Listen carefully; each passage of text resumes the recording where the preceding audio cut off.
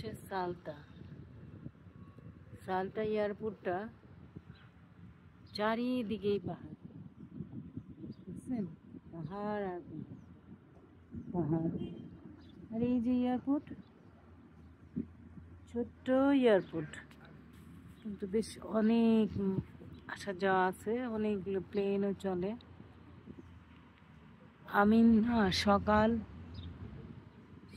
11টা, 10:30টার থেকে এখানে বসে আছি। আমাদের ফ্লাইট ছিল 4টায়, ফ্লাইবন্ডি ফ্লাইট।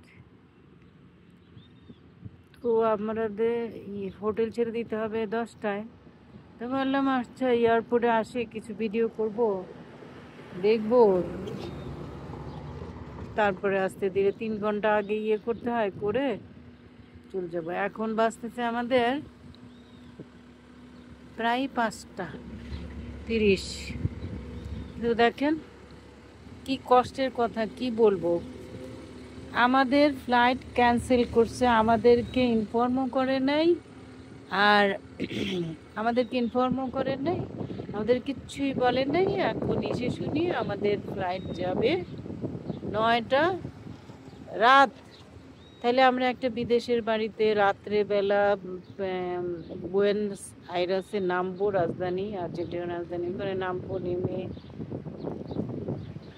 তারপরে সেই এয়ারবিএনবিতে যাব। আজকে আমার সারাটা দিন কষ্ট হইলো না, আর কষ্ট হচ্ছে না। আমারও জ্বর, আমার হাজবেন্ডেরও জ্বর। কেমন লাগতেছে, এত মানে মনটা খারাপ লাগতেছে। ওদেরকে আমি মেল করছি যে আমাকে যে তোমরা জানাইলা না, আমাকে যে তোমরা না বলে তোমাদের ক্যান্সেল করলা, তাহলে আমাকে তোমরা কম্পেনসেশন দিতে হবে। এর মধ্যে একটা মেল পাঠাইছে, তাও লিখছে স্প্যানিশ ভাষা। তো স্প্যানিশটা কে পড়বে? কিন্তু সব কিছুই ভালো ছিল। দেশটা তো অনেক সুন্দর, অনেক সুন্দর। পাহাড় দেখেন, বসে আছি পাহাড়ে, পাহাড়ে ঘেরা, যেখানেই যান কমলার গাছ, সব কিছু আছে। মানুষের ব্যবহার ভালো, কিন্তু